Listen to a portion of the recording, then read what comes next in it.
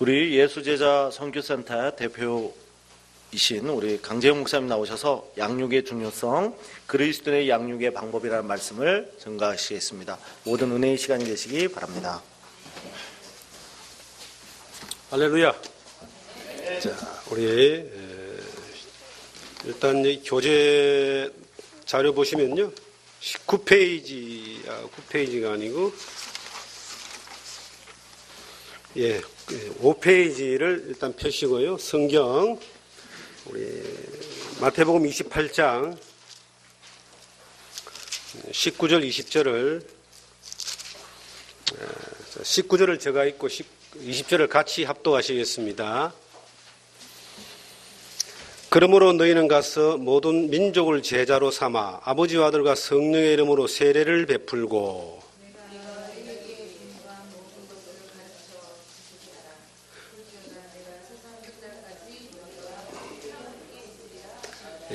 자, 19절 우리 같이 한 목소리를 읽겠습니다. 마태복음 28장 19절을 제가 읽고 20절을 여러분들이 읽어주시기 바랍니다. 19절 그러므로 너희는 가서 모든 민족을 제자로 삼아 아버지와 아들과 성령의 이름으로 세례를 베풀고 내가 너희에게 분부한 모든 것을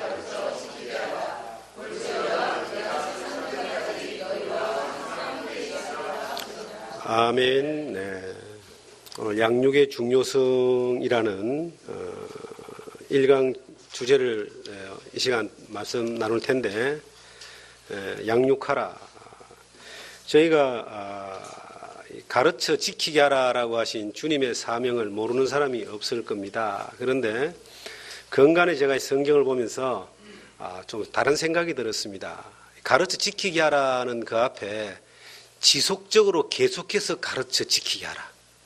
이걸 좀 넣고 싶어요. 한 번 가르침을 받았다고 해서 완벽해지거나 완전해지지 않습니다. 우리가 하나님 말씀을 들을 때에, 믿을 때에, 또 성령의 은혜로 충만할 때는 지키고 살고 싶어요. 지킬 수 있을 것 같은 그러한 결단을 해요. 그런데 성령의 충만함이 어느 날 살 빠질 수가 있습니다.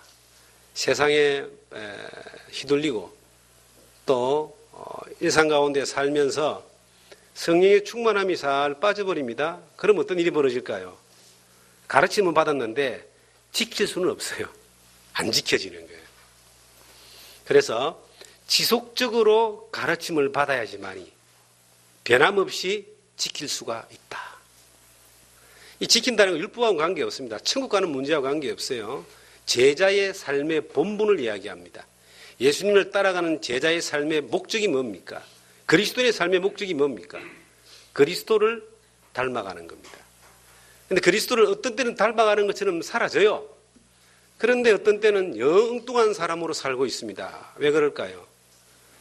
계속적인 가르침이 나를 동기를 유발시켜주지 않기 때문에 그렇습니다. 우리가 아이들을 이렇게 가르칩니다. 우리 처제가 유아교육을 전문을 했어요. 그리고 유치원 선생을 하고 원감을 했어요.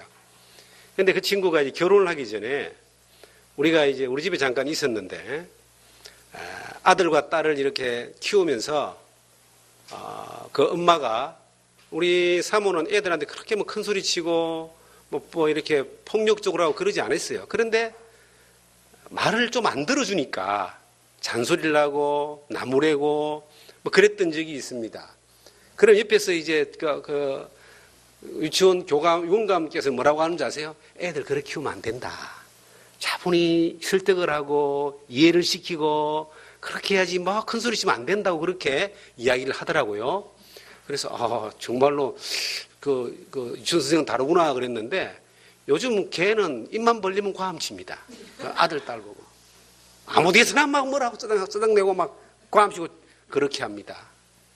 왜 그럴까요? 애들은 말 안 듣는 게 당연해요. 옛날에 그 이집트에 미라 안에 상형 문자가 있는데 아주 그냥 큰 글자로 뭐 하나 딱 써놨더랍니다. 그래서 학자들이 그걸 딱 카피해가지고 이제 해석을 했더니 3,500년 전에 있던 미라 안에 있는 그 그 중요한 문자가 하나 딱 있는데 그 문자의 뜻이 뭐냐니까 요즘 애들은 말을 안 들어. 이런 뜻이래요. 아이들은 말을 안 듣는 게 당연하죠. 그럼 부모가 태어났을 때 한번 딱 가르치고 그대로 살아주기를 바라고 가만히 있습니까? 어느 정도 인격이 형성되고 어느 정도 성장할 때까지 동일한 것을 지속적으로 가르치잖아요. 그런데 여기서 말하는 가르쳐 지키게 하라는 말 뜻이 그런 뜻입니다. 한 번 딱 이게 말씀해놓고 난 뒤에, 그러고 난 뒤에 잘하겠지 하는 것이 아니고 이 교회의 사명은 지속적으로 가르치는 거예요. 훈련이란 말의 뜻이 뭘까요? 훈련은 한 번 딱 배워가지고 이게 완전히 다 할 것 같으면은 반복해서 할 필요가 없습니다. 그런데 훈련이란 말은 반복해서 계속 시켜요. 중요한 훈련. 반복해서 계속 시킵니다. 요즘 축구 선수들, 프로 선수들, 공 잘 차는 사람들요. 무슨 훈련을 가장 많이 하는 줄 아세요? 뛰는 훈련을 가장 많이 합니다. 그리고 공 다루는 드리블 훈련을 제일 많이 합니다. 그게 조금만 쉬면은 몸이 굳어지고 안 따라주니까 지속적으로 계속 하는 거예요. 예수님이 우리에게 말씀하셨어요. 날마다 자기 십자가를 지고 나를 쫓아라. 이 날마다라는 말은 한 번 해가 다 되는 게 아니고 구원받는 건 한 번 받고 한 번 믿어버리면 영생을 얻지만은 주님을 닮아가면서 성숙한 그리스도인으로 성장하는 데는 한 번 딱 듣고 끝나는 것이 아니고 뭐라고요? 지속적으로 계속 반복을 해야 됩니다. 안 되니까 계속 반복하고 실패하니까 계속 반복하고. 그런데 여기에 대해서 두 가지의 태도가 있습니다. 안 되니까 못한다는 태도가 있고 안 되니까 안 한다는 태도가 있고 관심 없는 태도가 있습니다. 그리고 안 되니까 안 하고 안 되니까 못하는 사람은 변화를 기대할 수가 없어요. 정지가 아니고 마이너스 됩니다.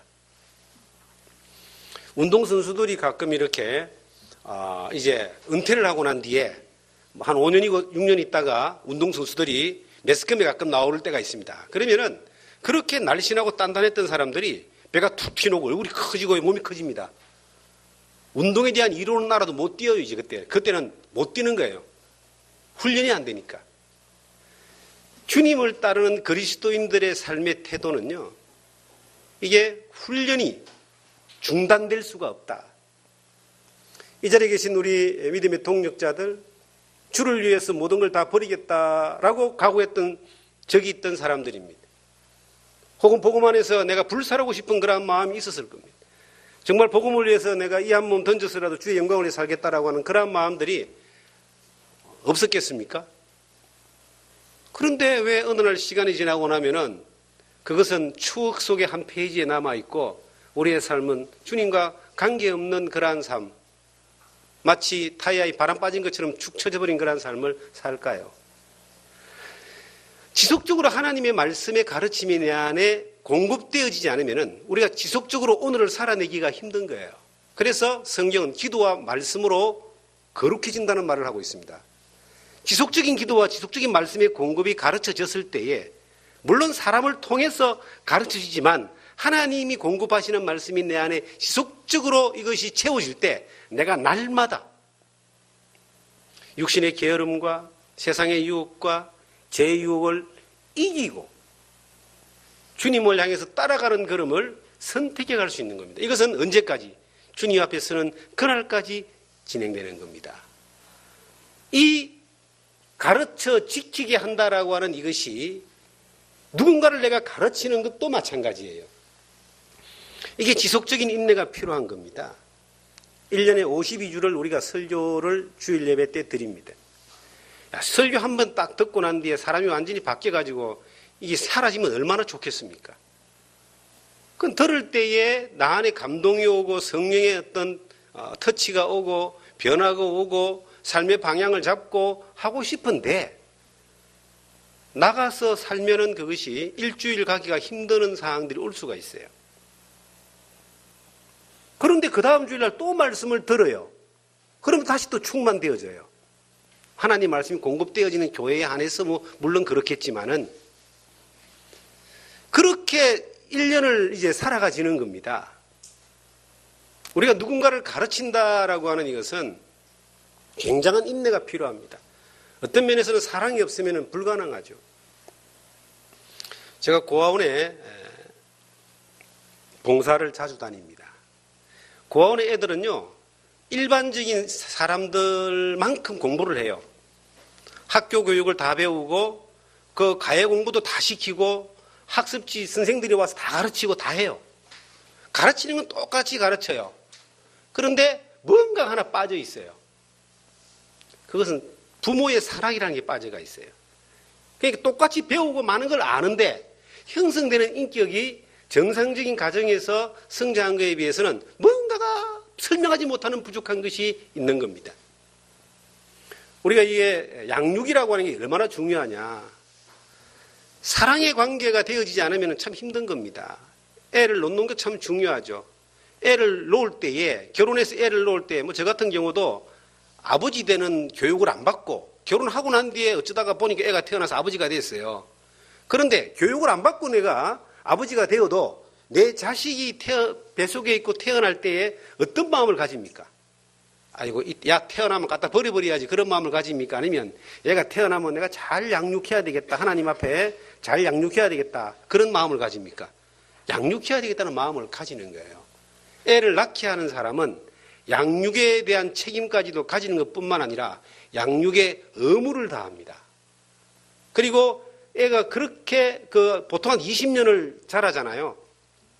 유아기부터 청소년기, 그 다음에 사춘기, 청년기까지 20년을 부모 슬하에서 자라고 또 길게는 30년가량 부모에게 도움을 받으며 교육을 받습니다. 그런데 그 기간 가운데서 위험한 순간이 얼마나 많습니까?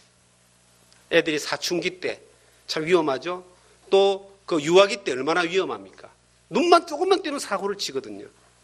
그리고 청소년기 때 얼마나 위험해요. 그런데 그 모든 과정들을 지켜보면서 양육하는 이유가 뭘까? 나무 자식 같으면 못하죠. 내 자식이니까. 사랑하니까. 주님이 우리에게, 교회에게 맡겨준 사명은 복음을 전하는 겁니다. 그런데 주님이 우리에게 복음을 전하는 것보다 더 먼저 맡겨준 명령이 있습니다. 그 사명을 감당하기 위해서 먼저 주신 게 있어요. 그게 뭐죠? 계명이라고 하는 건데 뭐죠? 서로 사랑하라. 사랑이 바탕이 안 된 것은, 사랑이 바탕이 안 되면은 이 양육이 되어질 수가 없어요. 사명을 이룰 수가 없어요. 그래서 주님은 사랑이라고 하는 것을 주님이 친히 죽으시기 전에 요한복음 13장 34절에 서로 사랑하라. 그러고 난 이 사랑을 할 수 있는, 이 사랑을 이룰 수 있는 하나의 또 힘을 또 공급하시는데 그게 성령이 너에게 오신다. 우리 입으로 안 되는데 성령이면 된다는 거죠. 그 사랑에 대한 그 계명을 주시고 성령이라고 하는 보혜사를 주시고 그리고 사명이라는 것을 이룰 수 있는 명령을 하신 겁니다. 우리는 대집회 가봤을 때 여러분과 제가 복음을 전하는 열정이 다 있습니다. 저는 여러분들을 볼 때 복음을 전하고 열정이 다 있는 걸 제가 알아요. 그런데 다시 한번 물어봅니다. 복음을 전하는 열정만큼 누군가를 양육하고자 하는 데에 열정을 가지고 있습니까? 양육하는 데에 정말 주님의 사랑을 가지고 헌신하고 있습니까? 그 열정이 복음을 전하는 생명을 살리고자 하는 열정 안에는 양육하는, 가르쳐 지키게 하는 그러한 사명도 함께 명령하셨는데 이 가르쳐 지킨다라고 하는 것은 어떤 면에서는 이게 교회가 교회되게 하는 하나의 승부처인 겁니다. 다음 세대라고 하는 이 세대가 우리 가운데 나오지 않으면 교회는 희망이 없습니다.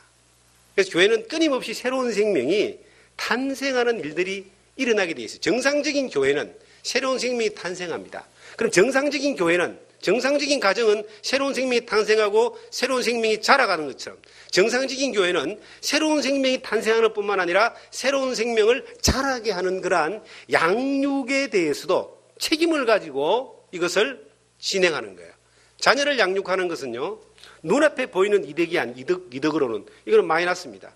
어떤 사람이 계산했습니다. 한 아이가 태어나서 대학 졸업할 때까지 평균 얼마가 들어가느냐? 얼마 들어가 나와 있죠? 1억 이상입니다. 한 아이가 태어나서 대학 졸업할 때까지 부모가 드리는 이 돈이 1억이 넘는다는 거예요. 기본적으로. 그럼 1억을 넘게 투자하는 이유가 뭡니까? 이게 국가적으로나 가문적으로나 개인적으로나 가정적으로나 그 다음 세대를 위해서 그렇게 하는 거예요. 그럼 교회는 한 사람에게 복음을 전하기 위해서 투자하는 거 정말 중요합니다.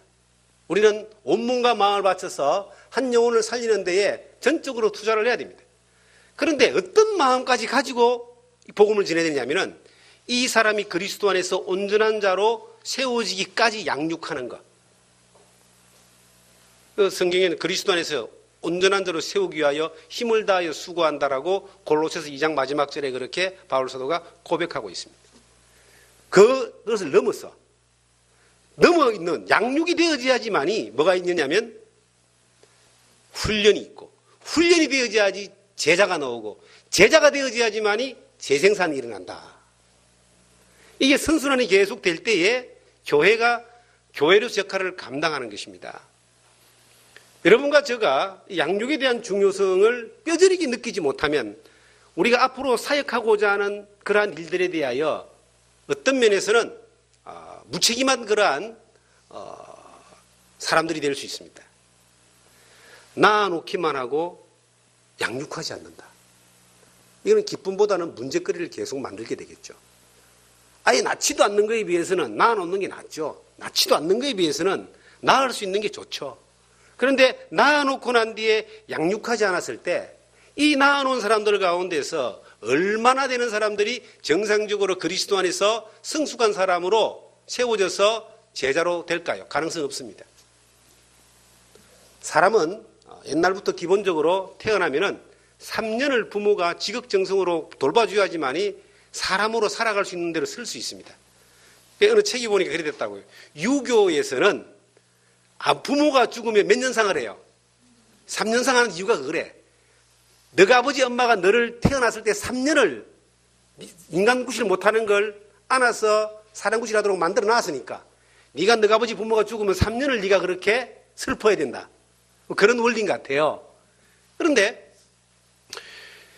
기본적인 사람도 3년을 부모에게서 적극적인 보호를 받아야지만이 사람으로서 살 수 있는 그러한 지발로 걸어다니고 적어도 먹을 수 있는 손으로 사람이 되는데 예수 그리스도 안에서 거듭난 새로운 사람이 주님 안에서 그리스도인답게 일꾼으로 세워지기 위해서 양육이라는 그 기본적인 그 과정이 적어도 3년은 교회가 투자할 수 있어야 되고 사랑을 가지고 가르칠 수 있어야 된다.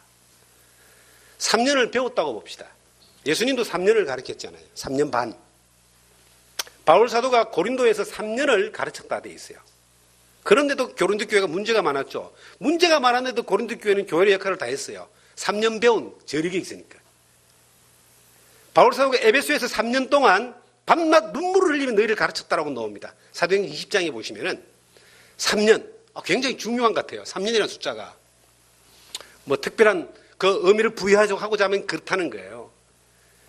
우리가 지금 현재 뭘 경험하고 있느냐? 물론 저도 이 말씀을 전하는 저도 실패하지 않고 실수하지 않고 이 방향 전환을 안 하고 쭉 왔다고 말할 수 없습니다. 그런데 지나온 경험들을 쭉 보니까 복음을 전하는 열정만큼 주님이 원하시는 것은 복음을 전할 수 있는 사람, 그리스도를 나타낼 수 있는 사람을 만드는 것이 주님 편에서는 굉장히 중요했다는 겁니다. 복음으로 오신 예수님이 공생의 기간 3년 반을 사시면서 가장 중점적으로 하신 일이 뭐냐는 거예요. 복음을 전할 수 있는 사람을 양육한 거예요. 제자들을 특별히 12명을 선택해서 특별히 집중적으로 양육했습니다. 예수를 믿고 10년 된 사람, 20년 된 사람, 30년 된 사람은요, 양육받은 경험이 없는 사람들은 양육할 줄 모릅니다. 참 놀라운 거는요, 사랑받지 못한 사람은 사랑하기 힘들어요. 양육받지 못한 사람은 양육하기 힘들어요. 그리고 어떻게 양육할 줄도 몰라요. 그러니까 그냥 밥만 먹여주는 거예요. 와서 밥만 먹어라. 그러다 보면 먹으면 되겠지. 그런데 구체적인 그 양육의 이유와 목적과 목표와 내용이 없으면은 그것은 또 잘못될 가능성이 굉장히 많다. 자, 여러분들 예수를 지금까지 몇 년을 믿으시는지는 잘 모르겠지만은 여러분들이 복음을 전하는 사역자로 살기를 원하는 마음으로 몇 년을 살았는지 모르겠지만 한 사람을 양육하기 위해서 얼마나 많은 투자를 해봤습니까? 저는 그걸 물어보고 싶습니다. 자기 자식조차도 양육하는 데에 방법을 몰라서, 인내가 없어서, 혹은 중요성을 몰라서 방치해버리신 그러한 경우는 혹시 아닙니까? 여러분이 지금까지 교회 생활을 해왔을 겁니다. 복음을 전하고자 열정이 있을 겁니다. 그런데 그 복음을 전할 열정을 가지고 복음을 전해봤을 겁니다. 그 사람들을 내가 낳은 자녀들처럼 20년이라는 기간 동안 1억 이상을 투자하면서 그 자녀의 수많은 그 잘못과 반항과 실패와 실수와 수많은 이 방향 수중들을 겪으면서도 놓지 않고 그 자녀를 위해서 기도하면서 양육하는 이유는 그것은 내 자녀이기 때문에, 사랑하기 때문일 겁니다. 그런데 교회 안에서 믿음 안에 그 새로운 사람들에 대하여 하나님이 보배처럼 여기는 한 성도들에 대하여 얼마나 양육하는 마음을 가져봤는가. 저는 개인적으로 그런 마음을 가지려고 애를 씁니다만 안 될 때가 많습니다. 빨리빨리 포기할 때가 많습니다. 사람한테 많이 치이다 보니까 뭐 그런 그 가치에 대한 소중함이 떨어질 때가 있습니다. 그런데 참 재밌는 거는요. 가르쳐 지키게 하라 그 앞에다가 제가 글자를 하나 더 엮고 싶다 그랬잖아요. 날마다. 날마다 뭐가 내게 공급되면 그 자세를 잃어버리지 않느냐면은 날마다 성령의 충만함, 날마다 주님의 가르침이, 날마다 주님의 공급하심이 이것이 끊이지 않으면은 그 자세가 흐트러지지 않는 거예요. 흐트러지려고 하다가도 어떻게 한다? 다시 돌아오는 겁니다. 우리가 크게 예수님의 제자 가운데서 가장 많이 실수한 사람이 가장 큰 일을 했어요. 그게 베드로입니다. 가장 못되게 굴었던 사람이 가장 큰 일을 했어요. 그게 누굽니까? 바울입니다. 그게 뭐냐면은 실수할 수 있다는 거예요. 잘못 살 수 있다는 겁니다. 그런데 성령이 붙들려서 바른 믿음의 자리에 서면은 하나님이 그 사람을 뭐한다? 하나님의 도구로 쓰신다는 거예요. 우리가 날마다 그 앞에 서 있을 필요가 있습니다. 우리가요, 자기 이력을 자랑할 필요는 결코 의미 없습니다. 내가 옛날에 뭘 했는데, 저도 옛날 이야기 많이 하잖아요. 옛날 30년 주를 위해 주 안에 살아오다 보니까 배운 게 많고 경험한 게 많고 실패하고 실수한 게 많기 때문에 할 이야기가 많은 거예요. 하나님 일하심을 많이 경험했으니까 할 이야기가 많습니다. 그런데 중요한 것은요. 지금 날마다 가르쳐 지키게 하라가 현재 진행형이냐? 이걸 주님이 물어보시는 거예요. 지금 네가 누군가를 지금 행하여 복음을 전하는 거에 대해서는요. 우리가 한번 딱 가진 이 믿음의 방향과 놀라운 가치는 이거는 잘 변하지 않기 때문에 이거는 늘 현재의 진행으로 가지고 갈 수 있습니다. 그런데 지금 누군가를 양육하고 있느냐? 여러분, 양육이 어렵지요. 아예 시도도 안 하지요. 교회에다 데려다 놓으면 된다고 생각하지요. 그렇지 않습니다. 양육하지 않으면 다 버린 자가 됩니다.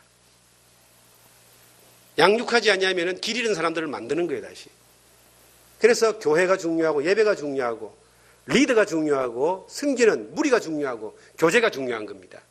오늘 그 중요성인 그 주제에 대해서 몇 가지 정리를 했는데 함께 배워보도록 하겠습니다.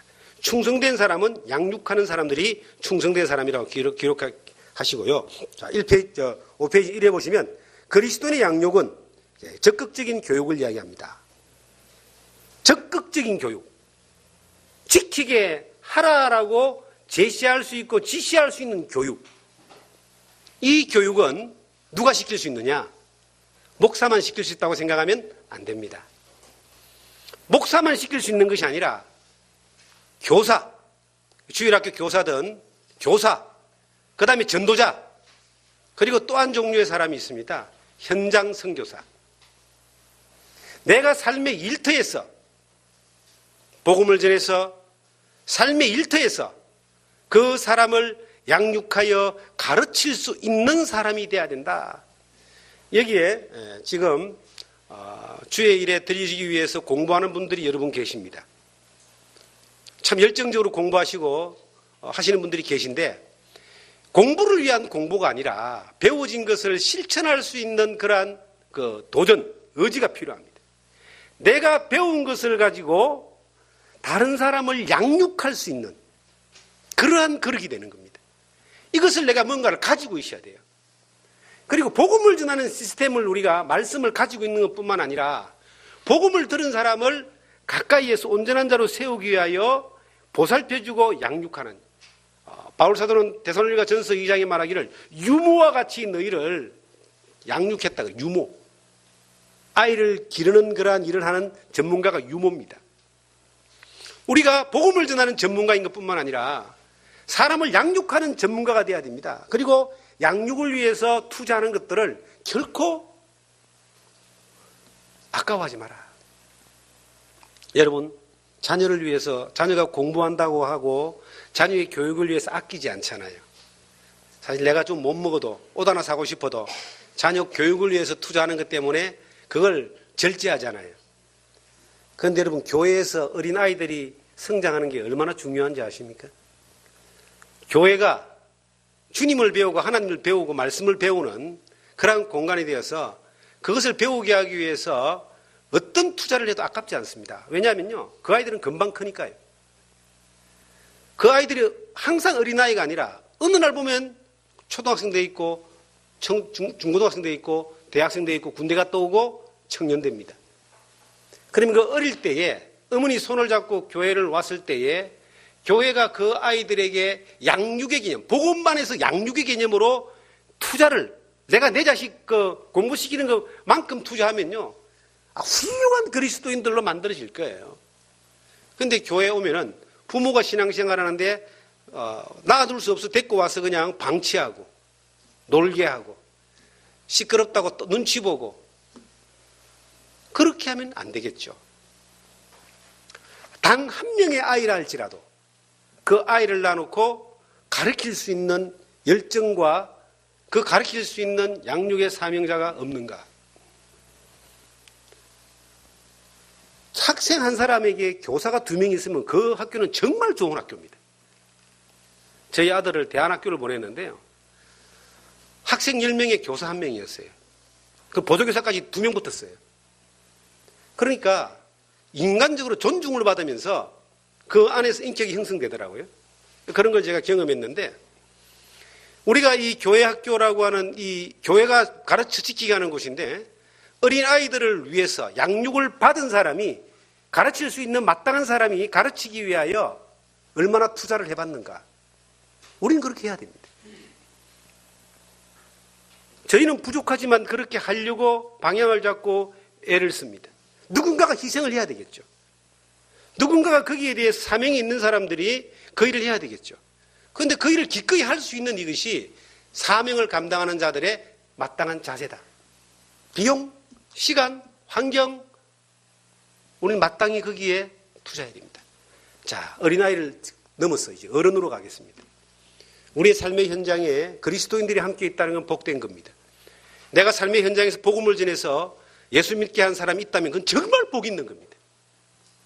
그 사람과 더불어 같은 공간에서 신앙생활을 한다면 얼마나 좋겠습니까? 그런데 같은 공간에 신앙생활을 못 해도 우리가 할 수 있는 게 있습니다. 내가 성숙한 그리스도인이라면, 내가 사명자라면 뭐 할 수 있다? 양육할 수 있습니다. 자, 우리 사랑하는 동역자 여러분, 우리가 지금 이 선교센터라고 하는 걸 합니다. 이거는 그렇게 여러분들이 중요하게 생각 안 해도 됩니다.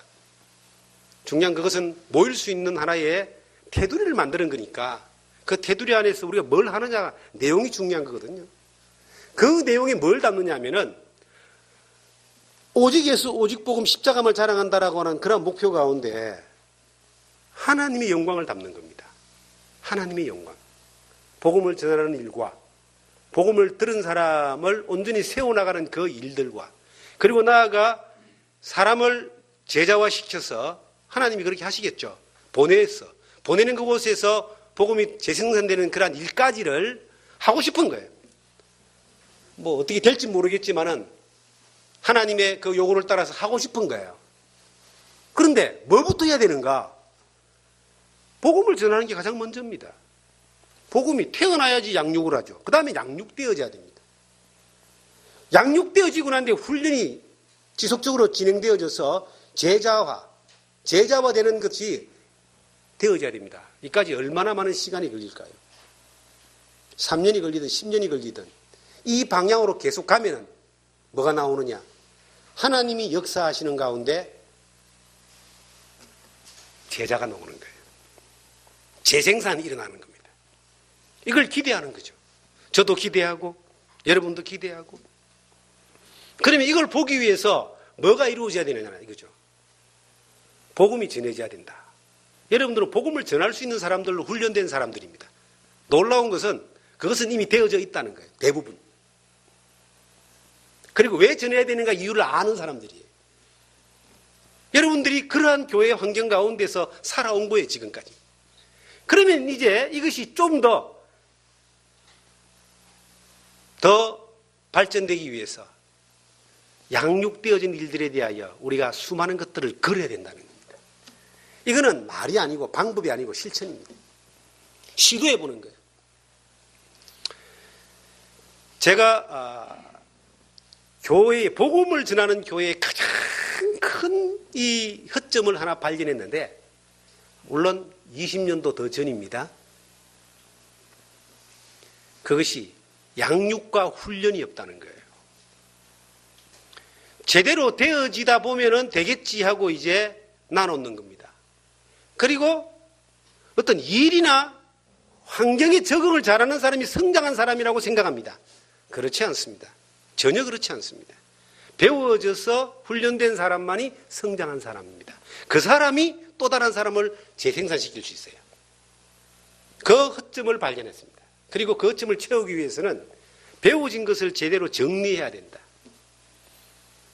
그리고 저는 정말 정리를 오래 했습니다. 그 목적을 가지고. 그리고 그 다음은 중요한 건 이것을 실천해야 된다. 제가 여러분들과 함께 양육의 중요성에 대해서 자료를 정리를 쭉 했는데 제가 사역하는 가운데서 사람을 가르치기 위해서 양육을 시도했던 그러한 여러 이 기록들을 쭉 보니까 1990년도부터 가르치는 일들에 대해서 시도를 했더라고요. 구체적으로 90년도부터. 99년도에 이제 일꾼들을 모집을 해가지고 학교를 했어요. 그리고 교회가 둘이 3명이 있을 때부터 뭘 했냐면 준비한 자료를 가지고 1:1 성경 공부를 했습니다. 본인이 공부를 하기 싫다는 사람은 시켜줄 수가 없어요. 싫은 사람은 어떻게 시킵니까? 그런데 배우고 싶어하는 사람이 있어요. 그리고 권하면 따라오는 사람들이 있어요. 그러면 시간을 투자하는 겁니다. 시간만 투자하는 것이 아니라 더 많은 걸 투자합니다. 이 원주에 제가 온 것이 한 20년 지금 됩니다.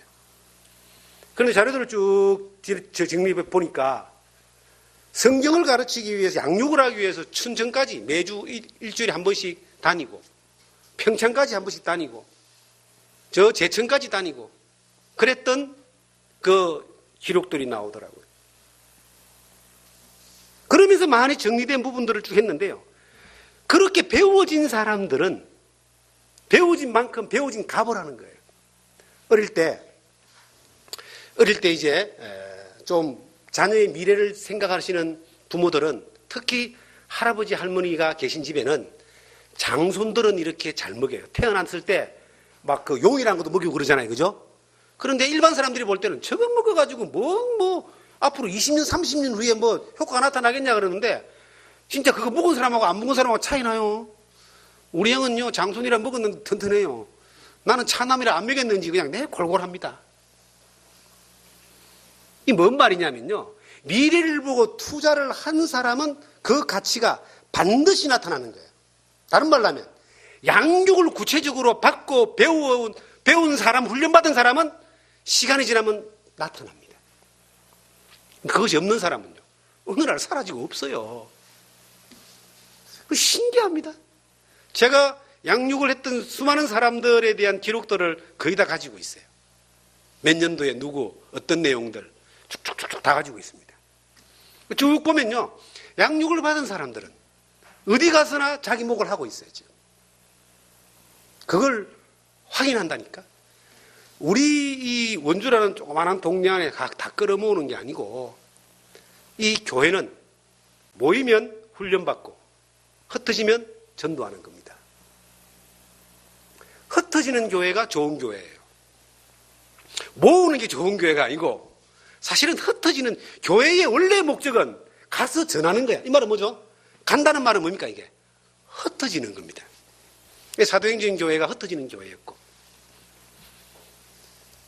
복음에 쓰임받는 수많은 교회들은요, 한 세대에 쓰임받는 많은 교회들은 흩어지는 교회였습니다.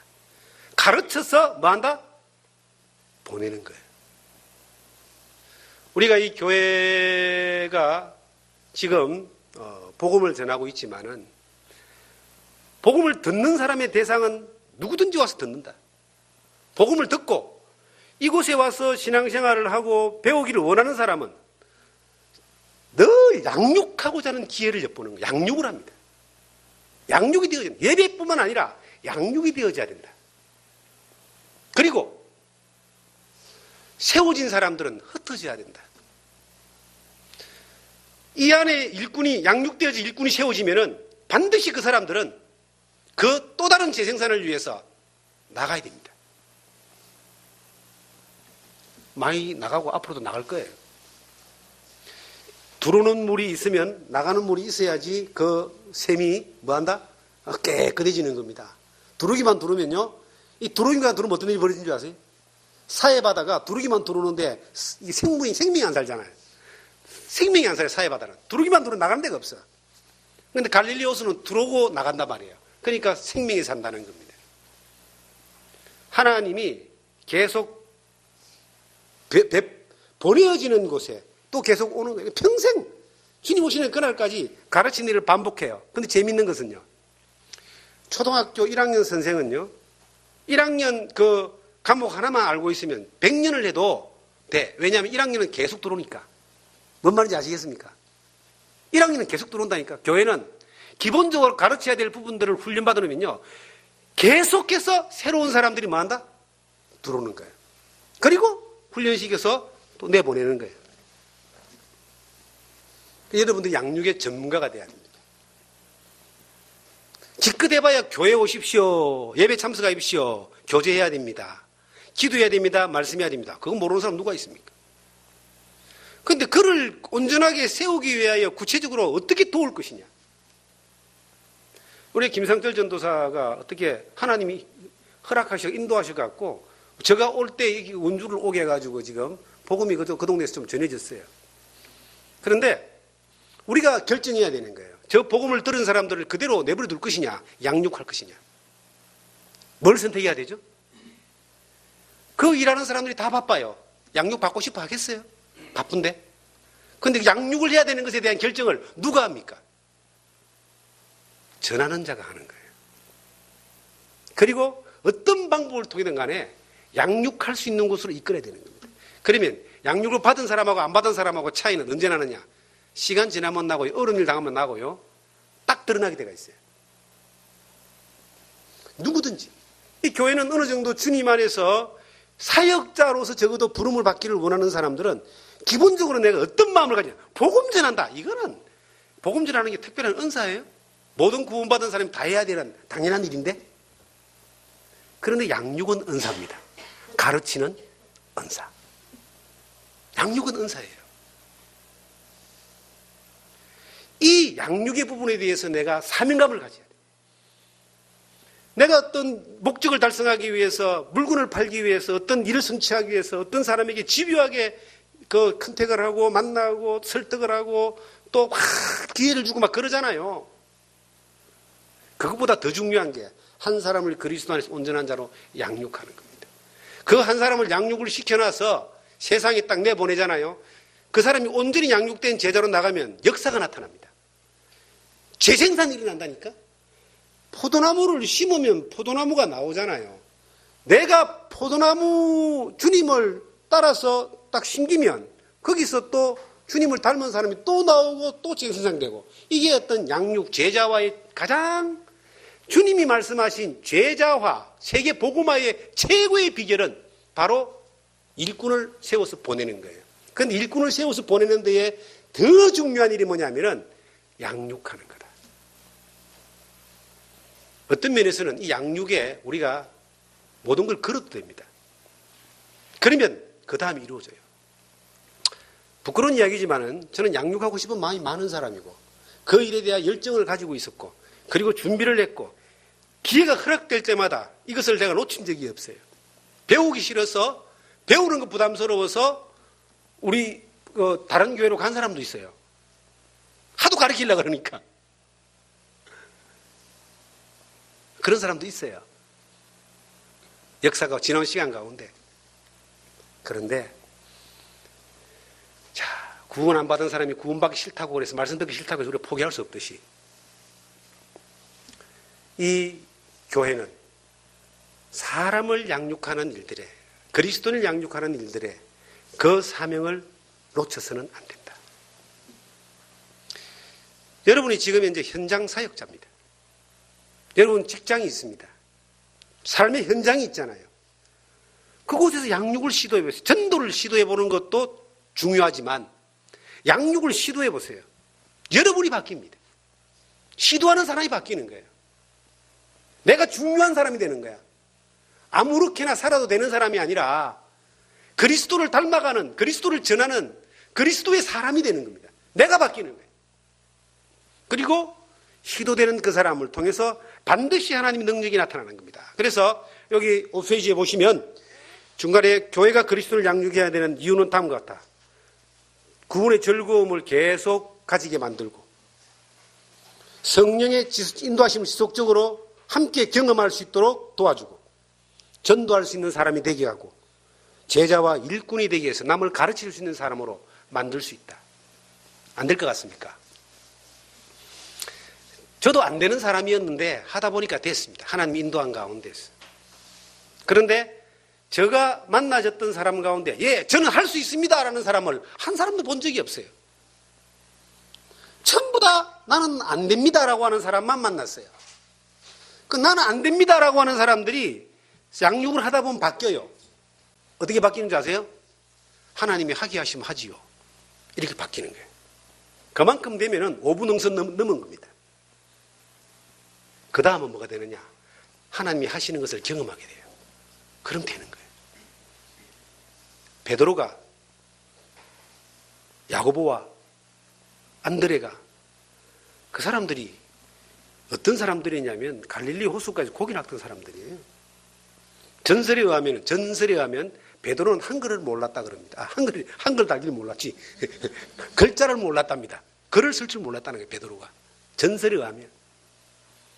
그런데 예수님이 네가 나를 따라오라. 사람을 낳는 어부가 되게 하리라. 그 순종했던 그 하나의 결단을 통해서 베드로는요, 주님의 수제자가 되는 것뿐만 아니라 이 초대교회 기둥 같은 사람이 되었고요. 베드로 전후서를 기록한 정말 선지자적인 그러한 사도가 됐잖아요. 하나님이 하시면 되는 겁니다. 어디에 가치를 두느냐가 중요합니다. 목회하는 게 그렇게 중요한 거라고 생각하십니까? 목회의 목적이 뭐냐? 목회가 목적이면 그거 참 슬픈 거예요. 정말 사람을 복음을 전하고 양육하여 가르쳐 세워서 그리스도를 닮는 사람으로 세워나가는 하나님의 영광을 위해서 살아가는 이것이 목적이면 하나님이 쓰신다니까요. 그걸 위해서 내가 목회를 하고 사역을 하고 공부를 하고 훈련을 받고 거기에 투자되는 시간이 결코 아까운 시간이 아니다. 양육이라는 것을 해보면 이게 지속적으로 하기가 힘듭니다. 그런데 시도를 하는 겁니다. 해보는 거예요. 하나님이, 그 다음은 하나님이 역사하시고, 근데 해보면 또 하게 하신 하나님의 능력을 우리가 보게 된다. 그리고 여러분과 제가 이번에 보니까 양육의 목적이 뭐냐 한 장 넘기시면 6페이지에 먼저 제자의 훈련의 궁극적인 목적은 무엇인가? 예수 그리스도의 인격과 삶을 닮아가도록 살아가는 것이다. 양육을 하다 보면요, 양육하는 사람이 먼저 변화됩니다. 신기한 거는요, 여기서 설교를 하시는 목사님들도 계신데 설교를 준비를 하면요, 설교 준비하는 사람이 먼저 은혜를 받습니다. 성경에는 있는 자는 더 받는다고 기록되어 있어요. 그리고 내가 변화되고 은혜 받은 것들이 또 다른 사람에게 성령의 인도하심으로 전달되어지는 거예요. 선순환이 일어나는 거죠. 변화가 일어나는 겁니다. 이것을 경험하는 그 놀라운 일들을 우리가 함께 나누고 싶다. 저희가 예수 제자 선교센터, 우리의 정체성, 이 하고자 하는 정체성을 그대로 다 넣어놨는데, 이게 누구든지 어디든지 그리스도 안에서, 주님 안에서 배우고 함께 협력하고 이것을 전하고 싶은 사람에게는 문이 열려가 있습니다. 누구라도, 어느 누구라도 관계없습니다. 그리고 이 자체를 키워가 뭘 하려고 하는 그런 마음도 없어요. 여기서 말 그대로 흘려 보내는 겁니다. 하나님이 우리에게 주신 것들을 가지고 흘려 보내는 거예요. 사람을 흘려 보내고 성령의 능력이 통과되어져 나가고 그리스도의 영광이 나타나는 그 일들을 위하여 통로가 되기를 원한다. 그 일을 위하여 사람을 가르쳐 세우는 겁니다. 훈련받는 사람들이 많이 나오기를 바라죠. 저희들은 할 수만 있다면, 하나님이 허락하시면 매월 첫째 주 토요일 날 오늘과 같은 동일한 시간대에 동일한 스케줄을 가지고 하나님 이 세미나를 하려고 합니다. 그리고 누구라도 와서 듣고 배우고 경험해서 실천할 수 있다면 이거는 얼마든지 문을 열어주고 싶어요. 그건 무슨 교파든 관계없어요. 어느 교회든 관계없어요. 그리고 해외로 선교사를 파송할 수 있다면 하게 될 겁니다. 그리고 국내에 사역자를 세울 수 있다면 하게 될 겁니다. 그러면 그 모든 과정들은 그냥 흘러보내는 걸로 끝낸다. 감독은 하나님이 하시면 되니까 우리는 그냥 쓰임받는 통로만 하자. 흘러보내지 않고 붙들고 있으면요, 좀 문제가 생길 가능성이 많습니다. 문제만 생기는 것이 아니고 힘들어요. 흘려보냅니다. 하나님이 하시는 대로. 어쨌든 그렇고요. 그 다음에 인격이라고 하는 것은, 제자훈련의 인격은 디모데후서 3장 15절에서 17절의 말씀이 잘 나타나 있습니다. 모든 성경은 하나님의 감동으로 된 것으로 교훈과 책망과 바르게 어로 교육하기 유익하니 이는 하나님의 사람을 온전케 하며 모든 선한 일을 행하기에 온전케 하려 합니다. 그리스도 안에서 온전한 사람을 세우는 겁니다. 진리의 말씀을. 그 다음에 사역은 첫째 증거하는 삶, 둘째 봉사하는 삶, 셋째 제자 삼는 삶. 이게 선교의 핵심적인 내용인데, 중간에 봉사하는 삶에 이런 말, 1번 보면은 기초적인 복음 증거의 훈련과 생활 현장에서의 전도. 자, 중요한 거는 뭘 중심으로 전도한다? 생활 현장입니다. 생활 현장에서 전도하고, 생활 현장에서 봉사하고, 생활 현장에서 제자를 삼는. 그게 교회가 될 수도 있습니다. 현장이. 목회자는 교회가 되지만 전도사들은요, 자기 생활 현장에서 하면 되는 거예요. 교사들은 자기 생활 현장에서 하면 되는 거예요. 사업가들은요, 자기 생활 현장에서 하면 되는 거예요. 내 생활 현장이 내 사역지다.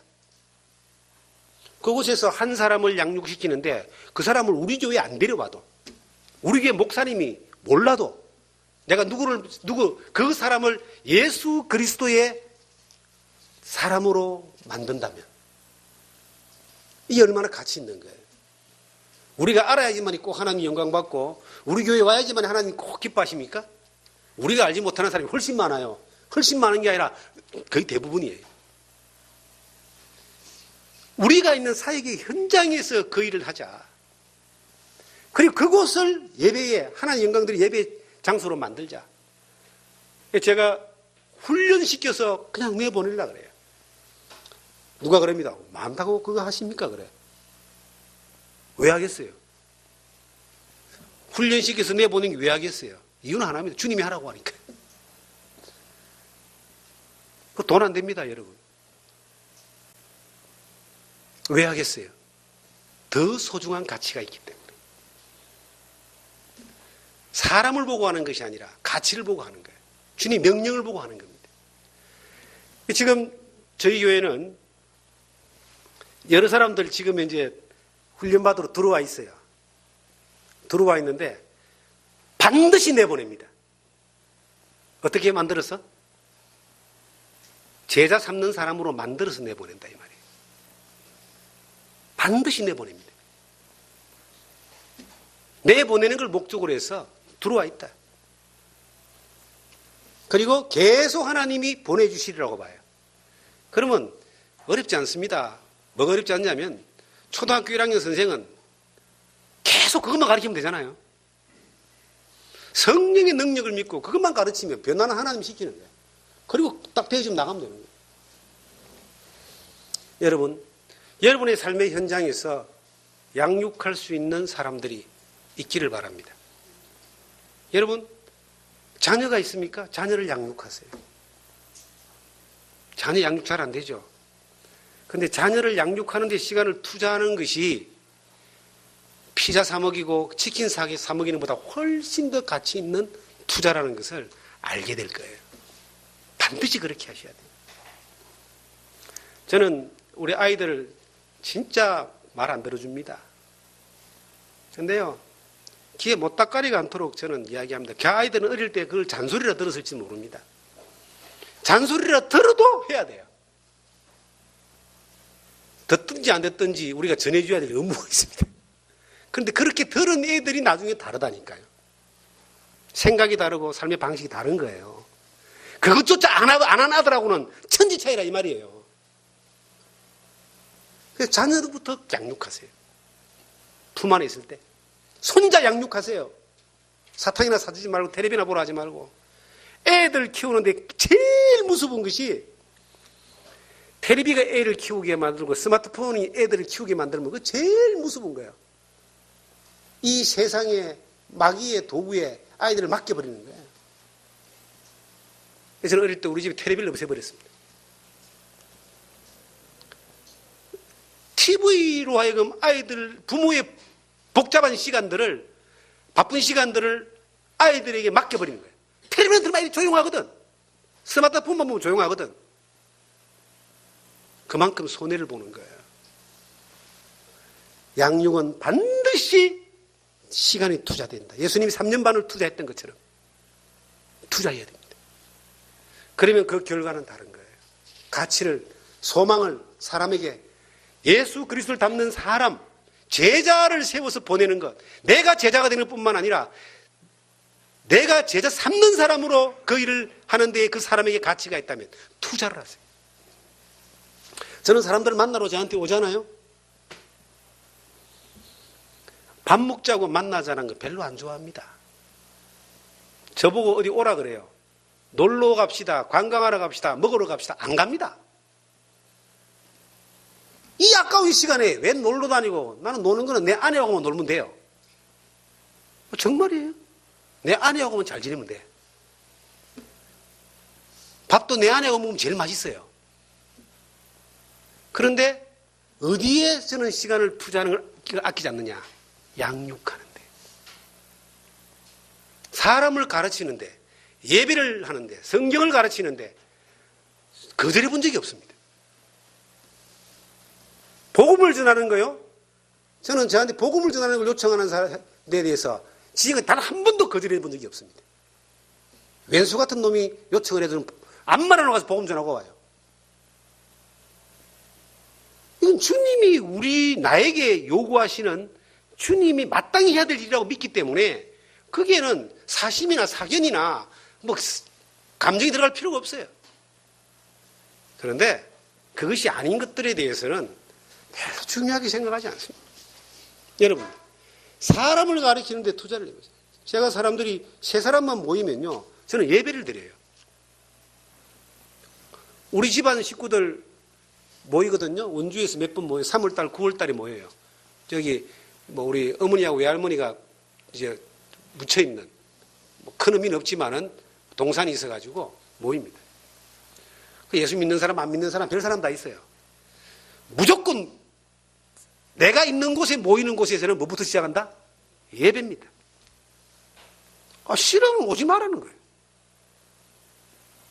예배 끝나고 오라는 이야기지. 처음에는 뭐 바깥에 빙빙들이 사더니 요즘은 전부 다 참석해요. 문화와 환경을 어떻게 이끌어가느냐, 누가 이끌어가느냐에 따라 달려있는 거예요.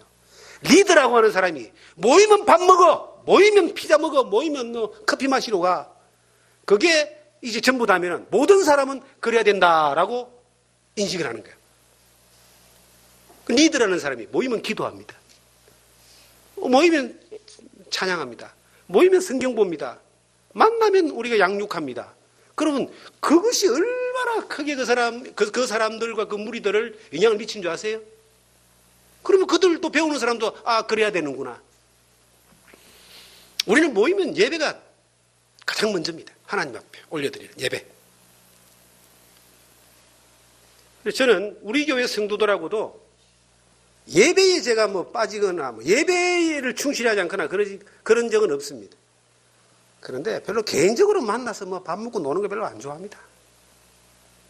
친하면 얼마나 친할 것이고 먹으면 얼마나 맛있는 걸 먹겠습니까? 가끔 먹을 일도 있지만은 그게 중요성을 띄우지 않는 거예요. 사랑하는 성도 여러분, 여러분들의 삶의 현장에는 이미 여러분들이 해야 될 일들이 있어요. 하나님이 이미 여러분이 있는 그곳에 여러분을 보내놨다고 보시면 돼요. 뭘 해야 된다? 전도는 당연한 거고 뭘 해야 된다?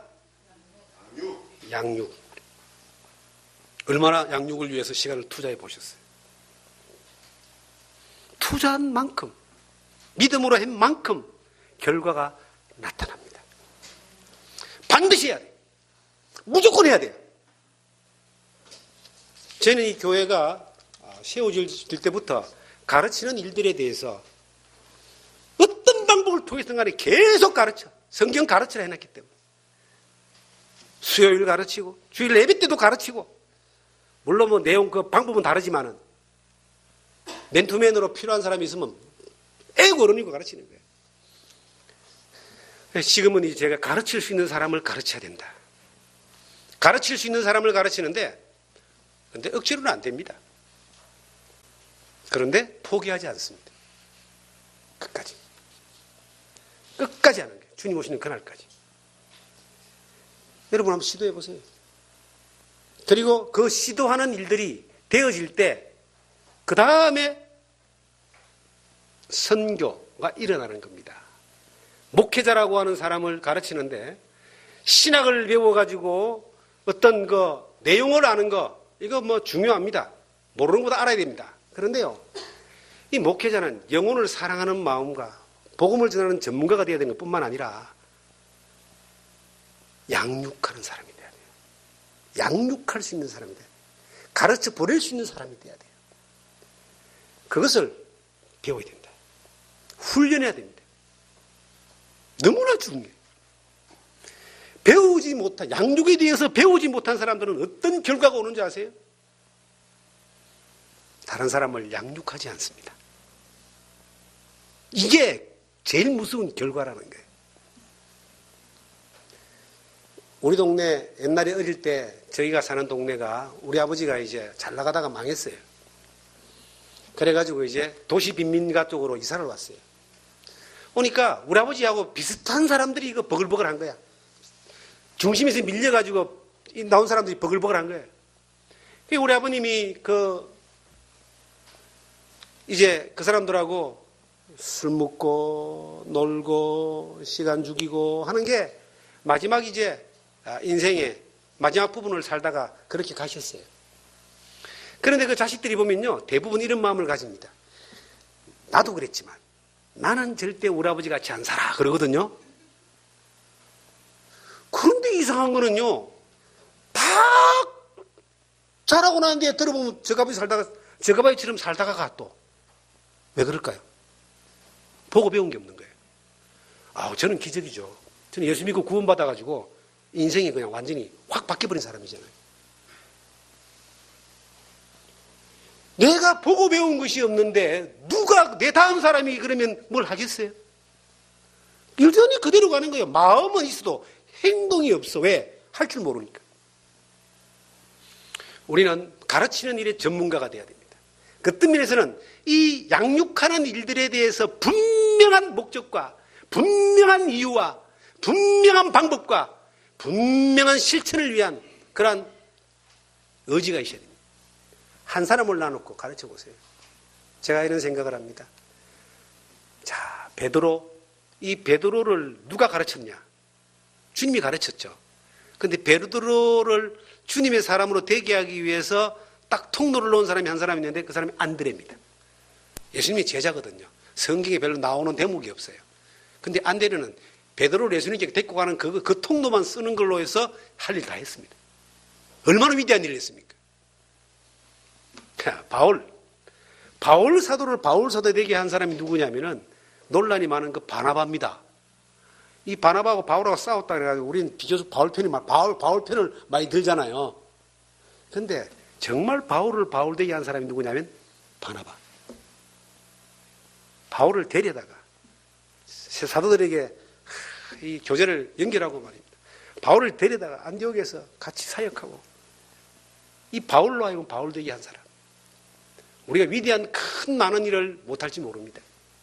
그러나 우리가 한 사람이라도 우리가 양육하고 그들을 그리스도에게 인도해서 그리스도를 닮는 사람으로 만들어서 그리스도를 전하는 사람으로 되기까지 하는 그 일을 하면은 우리의 그 헌신과 수고를 통해서 바울과 베드로 같은 위대한 분은 못 나올지 몰라도 대단한 사람들이 나올 수 있다는 걸 기억하십시오.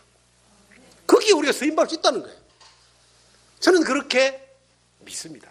그래서 이전에는 제가 어릴 때는 제가 어릴 때 부끄러운 고백을 하면요, 내가 가르친 사람들은 내 말 다 들어야 된다라고 이런 어떤 그런 나름대로 그런 게 교만 있잖아요.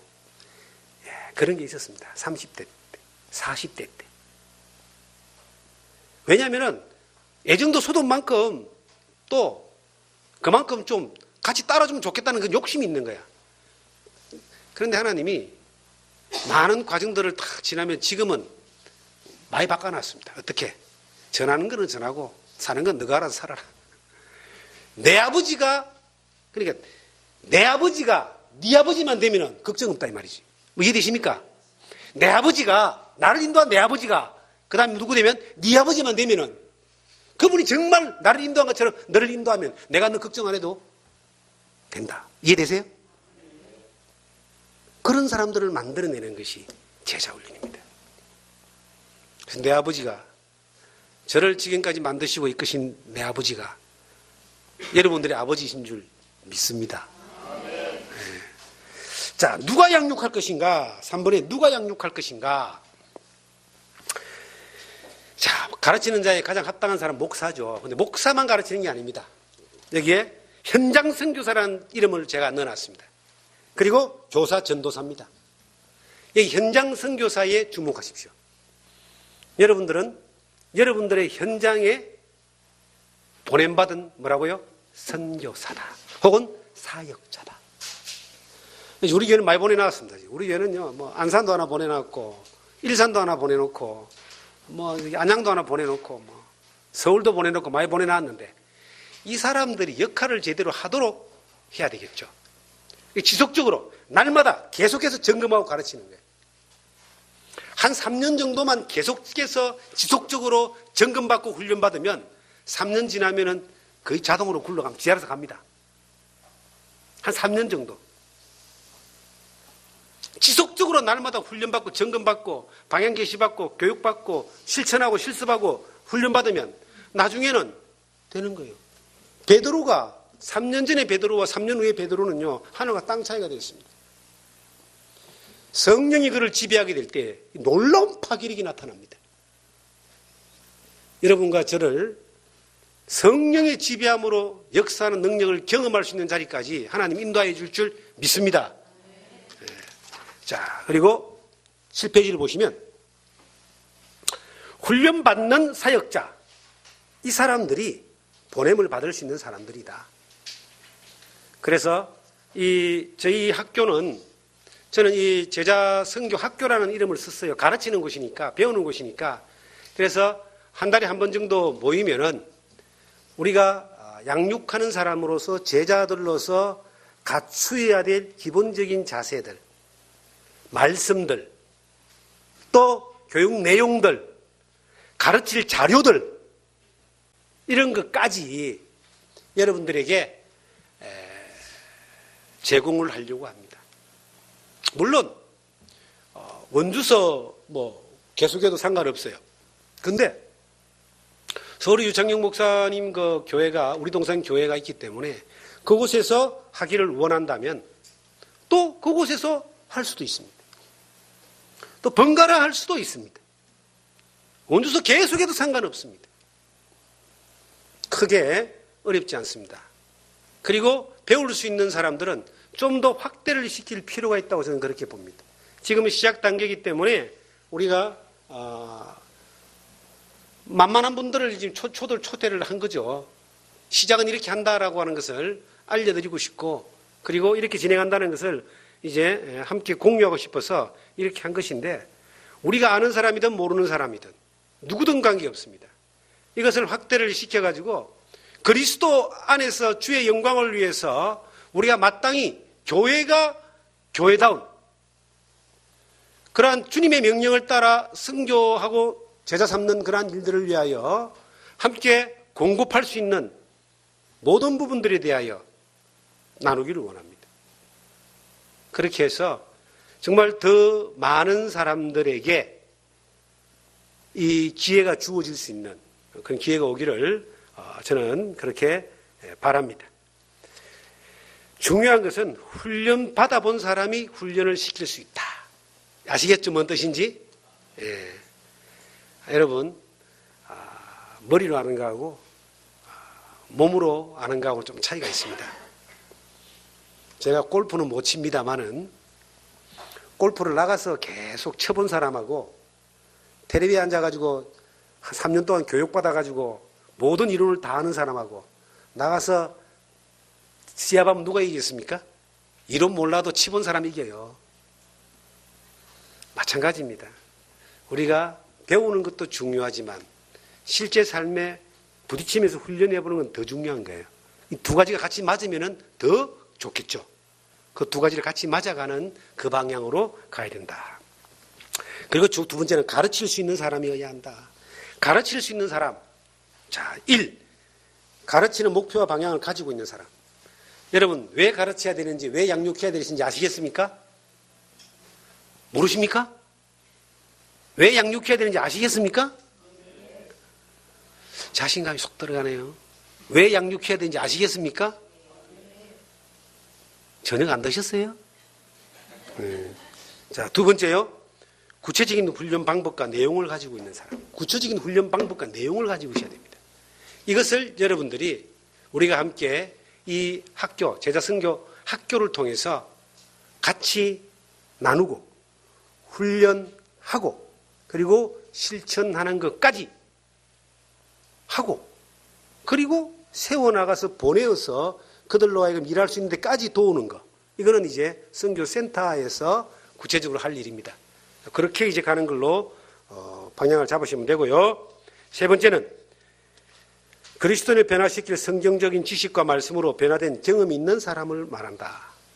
경험이 있을 때 그 가치를 알 때 더 열심히 할 수 있다. 주어진 교육 과정을 그리스도인들이 가르쳐주는 수준의 교사가 아니라 주어진 내용과 환경을 융통성있게 변화시키고 활용하여 양육받은 사람에게 변화가 가능하도록 가르치는 것.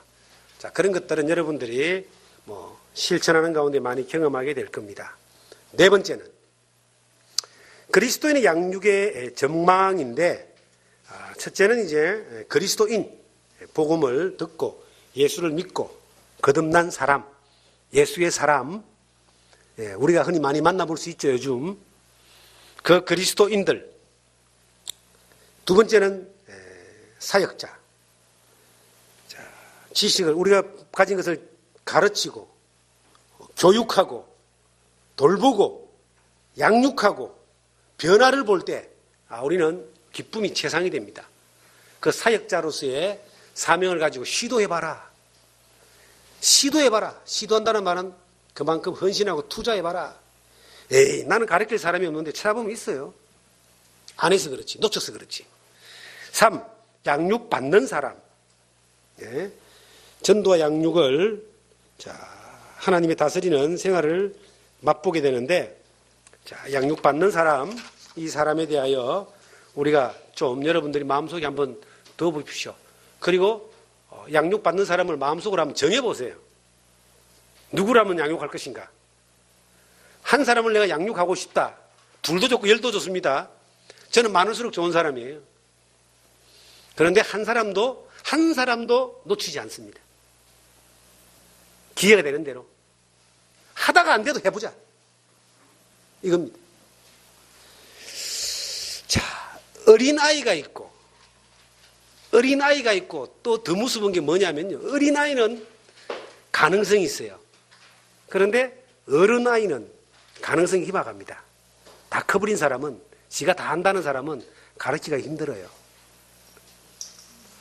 그런데 정말 우리가 목표를 가지고 양육할 수 있는 사람을 한번 찾아보자. 그 할아버지 할머니가 손자 손녀를 품에 안고 소망이 있다면요, 이 손자 손녀를 품에 안은 때부터 이 아이를 예수 그리스도의 사람으로 만들기 위하여 기도하면서 어떤 이 플랜, 계획을 세우고 가르치는 거예요. 그게 어리석은 것이 아니고 가장 지혜로운 사람입니다. 마음대로 잘 안 되죠. 어떤 사람은 그렇게 이야기해요. 내가 내 자식을 이만큼 이뻐했으면, 자기 자식은 이쁜 줄 모르는데 손자 손녀가 그렇게 이쁘대. 나는 개인적으로 내 자식부터가 너무 이뻤어요. 난 자식을 너무 사랑하는 사람이에요. 하나님보다는 사랑하지 않지만은 어떤 내 자식을 사랑합니다. 근데 사랑하는 만큼 그리스도 안에 양육하는 일을 위하여 그만큼 투자를 했는가 생각했을 때는 제가 부끄러움을 느낍니다. 후회를 합니다. 이렇게 빨리 아이들이 자라고 이렇게 빨리 내가 늙을 줄 몰랐던 거예요. 다 커버리죠. 품을 다 떠나버렸잖아요. 지금. 아쉬움을 느낍니다. 야, 손자 손녀가 태어나면은, 만약에 태어난다면, 하나님 주신다면, 애미를 가르치고, 그리고 그 아이들에게도 기회가 있는 대로 가르쳐야지. 예수 그리스도를 믿음 안에서 정말 배워나가는 그 거룩한, 진정한 이 삶의 믿음의 도리를 가르쳐야지. 성경에 그려놨습니다. 가르쳐라. 이유가 없어요. 배우느냐 안 배우느냐 물어보지 말고 가르쳐라 그랬어요. 쉐마라 그러잖아요. 이스라엘아 들어라. 들어라. 이거는 우리가 이스라엘 민족이 가진 명령이고 주님의 명령이고 그대로 한 거예요. 그 민족이 그 오랜 세월 동안 박해 가운데 살아남은 비질이 되는가? 이스라엘아 들어라. 그게 있습니다. 여러분들 주변에 복음을 들은 사람들, 복음을 전한 사람들, 자, 정말로 헌신을 아끼지 마십시오. 한 사람을, 사업자를 여러분들이 컨택해가지고 만들기 위해서 9번을 실패해도 10번째 도전하는 이유는 10번째에 이 사람을 통해서 어떤 일이 일어날 거라는 기대 때문에 하는 거 아닙니까? 내가 너무 잘 알고 있나? 그렇죠? 여러분, 한 사람이 그리스도 안에 온전한 자로 세워지기 위해서 9번을 실패했는데 그 10번째도 할 수 있는 이것이 양육하는 자의 마음입니다. 우리가 복음을 전해요. 자, 이 원주에서 복음을 전해서 만약에 여러 지역에 누군가가 복음을 깨달았다 봅시다. 춘천이나 삼척이나 아니면 어디라도. 누군가가 그곳에 가서 가까운 교회가 연결되어져서 양육을 잘 받는다면은 그렇게 연결을 시켜줘야 됩니다. 그런데 그러기에는 어리다라고 하고 그가 배우고 싶어 한다면은 이제는 권하죠. 멀더라도 좀 교회 원주로 와라 그렇게 권해봅니다. 힘들다 그러면요. 그 사람을 정말 양육해서 세우고 싶다면 어떻게 해야 됩니까? 어떻게 해야 돼요? 가야죠. 가서 가르쳐야죠. 가서 가르칠 수 있어야 됩니다. 거기에 비용을 지불할 수 있어야 됩니다. 그것은 손해가 아니고 투자입니다. 투자. 그 한 사람을 통해서 어떤 일이 벌어질지 누가 압니까? 우리가 그거 할 수 있는 마음이 있는가? 주님이 한 잃어버린 양을 찾기 위해서 99마리를 놔두고 온 들과 산을 다니면서 찾은 적 어깨 메고 와서 잔치를 벌였던 그 마음이 나에게 있는가? 그 한 사람이 내 가족이든 식구가 될 수도 있고 내 파트너가 될 수도 있고 내 주변에 있는 사람이 될 수 있고 아니면 한 다리 건너 있는 사람이 될 수 있다 할지라도 그리스도 안에서 온전한 사람을 세우기 위해서 그 사람을 그리스도 안에 양육하고 세우는 것이 하나님 나라를 확장하는 것이고 교회가 교회되게 하는 것이고 하나님의 맡기신 이 명령을 지상명령 땅끝까지 지르는 내 증인이 되라. 그 땅끝이 내가 지금 서 있는 이 자리고 그 일을 하는 이것이 그 명령을 수행하는 것이다. 그 일을 할 수 있는가? 할 수 있는 여러분과 제가 되기를 원합니다. 네, 저는 그 할 수 있는 사람을 가르쳐 세우겠습니다.